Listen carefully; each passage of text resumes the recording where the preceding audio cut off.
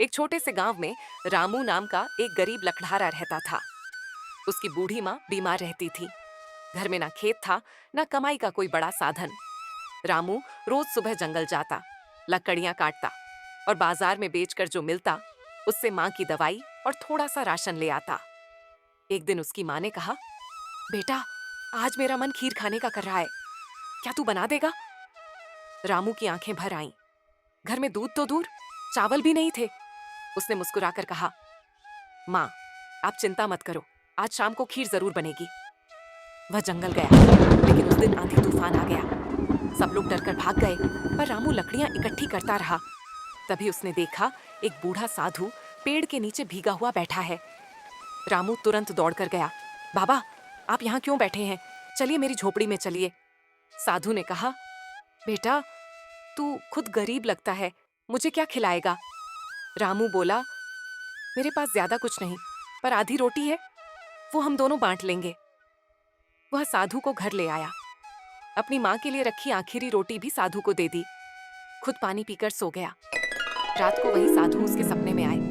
उनके चेहरे से दिव्य प्रकाश निकल रहा था। रामू, तेरी निस्वार्थ सेवा से मैं प्रसन्न हूँ। कल सुबह तेरी किस्मत बदल जाएगी। सुबह रामू उठा तो उसे लगा शायद सपना था। वह रोज की तरह जंगल गया। रास्ते में उसे एक चमकती हुई थैली मिली। उसने खोला तो उसमें सोने के सिक्के थे। रामू सोच में पड़ गया। ये किसी के होंगे, मुझे गांव में पूछना चाहिए। वह पूरे गांव में घूमता रहा, किसी की थैली खोई है क्या? पर किसी ने हाँ नहीं कहा। आखिर गांव के मुखिया ने कहा, रामू, यह तेरी ईमानदारी का फल है, तू इसे रख ले। रामू ने सबसे पहले अपनी माँ का इलाज करवाया। झोपड़ी की जगह छोटा सा पक्का घर बनवाया। लेकिन उसने अपनी आदत नहीं बदली।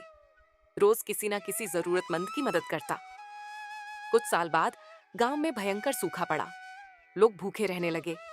तब रामू ने अपने घर के अनाज के भंडार खोल दिए। जब भगवान ने मुझे दिया है, तो मैं कैसे अकेले खा सकता हूँ? पूरा गांव उसके साथ खड़ा हो गया।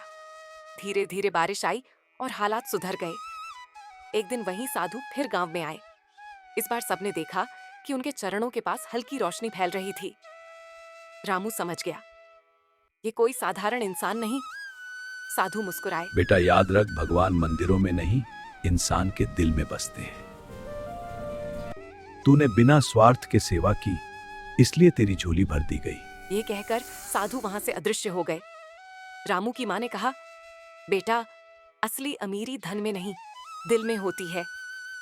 उस दिन से रामू गांव का सबसे सम्मानित व्यक्ति बन गया। उसके पास धन भी था, परिवार भी, और सबसे बड़ी बात, सबकी दुआएं भी। सीख, जो दूसरों की मदद करता है, भगवान उसकी मदद खुद करते हैं। सच्ची भक्ति मंदिर में नहीं, सेवा में है।